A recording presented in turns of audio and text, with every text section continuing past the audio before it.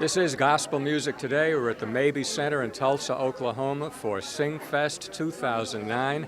And if you've been a gospel music fan for a while, then you're very familiar with songs like Midnight Cry. And if you're a gospel music fan currently, you know Preach the Word and I Cast My Bread Upon the Water. Those are Gold City songs, and it's a great pleasure to be talking to Steve Ladd from Gold City. Steve, welcome to Gospel Music Today. Thanks for having us. This is a great weekend. We enjoy being here, and it's always a thrill to be on your program. Now, I remember Steve Ladd with the Anchormen, but how did you become involved in gospel music? My family traveled and sung. My dad's an evangelist, so I've always been on the road singing. And as we grew older, we became a fan. We would go to concerts. We're from Ohio, and so we would go to the Dayton Memorial Hall and hear Gold City, the Hensons, the Paynes back in those days. And so instantly fell in love with it. And that was the choice of music in our household. Was when we were in the car, gospel music was on, Southern gospel music.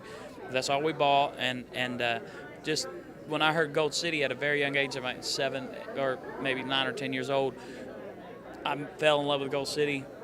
My only dream in life was to be with Gold City, and I believe God allows us to fulfill our dreams. And so then when I got older and got married, I had to pay the bills, and so I knew I wanted to sing and make a living that way. So, and I couldn't do it with my family, so I applied for the Anchorman.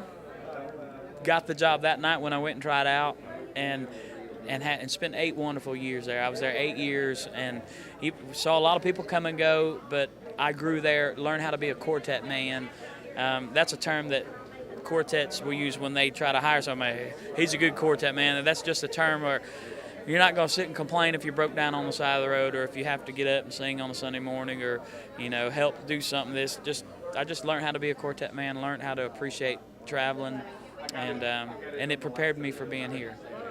Well, we know we see Gold City and the other quartets on stage for a couple hours a night, but we've been told before that it's not so much those 2 hours on stage; it's the other 22 hours.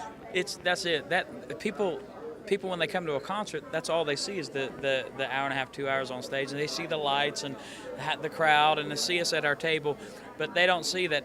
Like last night at the concert, we didn't go on stage for the second half until 11 o'clock. It was midnight before it was done. We had to tear all the equipment. Everybody's wore out because we'd been there since 2:30, setting up. It was after midnight before we left. Tear down equipment. You get on a bus. You're hungry. Nothing's open. You can't really fall asleep right away because you're still wired up from the concert. And you sit on a bus and you're missing, you wish you could be next to your wife or holding your son or your daughter. They don't see all those hours you put on the bus and all the hours of hard work it takes, and they just see that. And that's why you see a lot of turnaround in groups, is there's people that have never done it before, and they think it's just the glory life. If you're a rock or a country music star, it is, you don't have to do nothing but get up there and sing and eat and go do some interviews, but gospel music is totally different, and they get into it and they see, that's not for me, or this is not really what I'm supposed to be doing. So but I love it, and it takes a special person to do it. So. Now, Gold City started in 1980? 80. And obviously been some changes over the years. You've had some great people go through that group. Not as many as people think, though. I didn't mean to interrupt. Oh, go ahead. I just want, since 1982, I'm the third tenor singer they've had. They've had 2 or 3 lead singers, but only 3 bass singers in 29 years. So. Maybe 3 or 4 baritone singers. So, compared to a lot of groups that, that in a 29-year span, they could fill up a whole stage. There's been some change, but Gold City's been pretty consistent for several years. So. As the group has evolved, the style has evolved too, and but always Gold City has always been at the top of their game all along. What are the changes, and what's the reaction been? Well, every group that Gold City has had, if you'll go back and look to Brian and Ivan and Tim, and when they put Pillars of Faith out back in '94, that group was always on the edge their albums were a little edgier than every other quartets out there. They had their own sound. It was a little more modern for that era, for that time, the 1990s. Then when Jonathan and Jay came and Mark Trammell was here, they had their own style. It was more traditional, more four-part harmony, traditional, older-fashioned quartet singing. And now we have our style, and it's still quartet, but it's more of a countryer flavor, more of an Oak Ridge Boys style, if you would, just more of a country-driven flavor.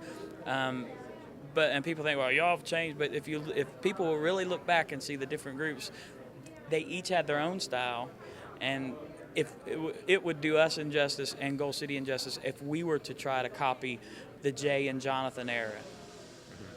We don't sound like them. We can't do that.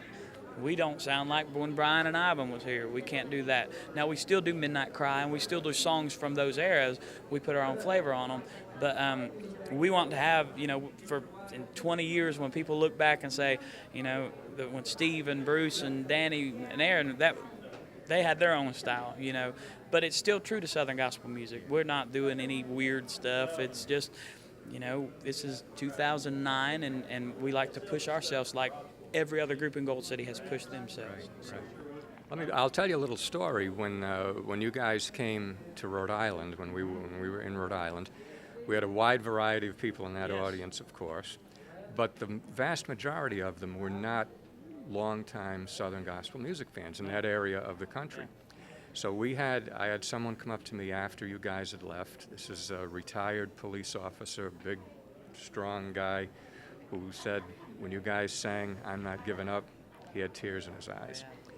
And then on the other extreme, when you guys sang "Preach the Word," I don't know if you remember that, but I was thrilled. You had that whole audience on their feet.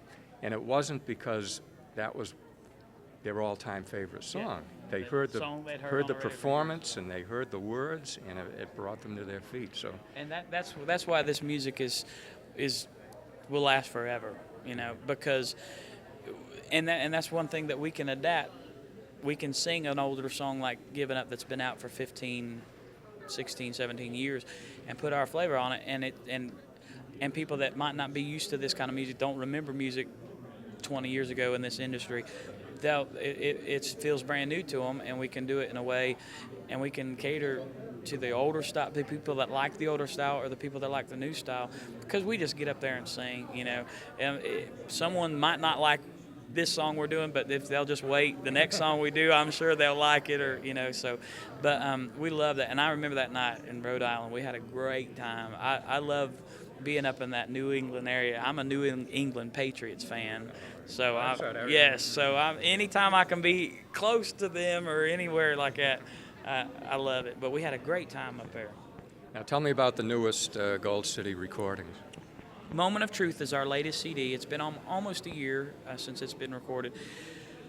Our first single was Cast My Bread Upon the Water, and that has been on the charts for 8 months, in the top 40, 8 months, and it peaked at number 2. It was number 2 for 2 or 3 months.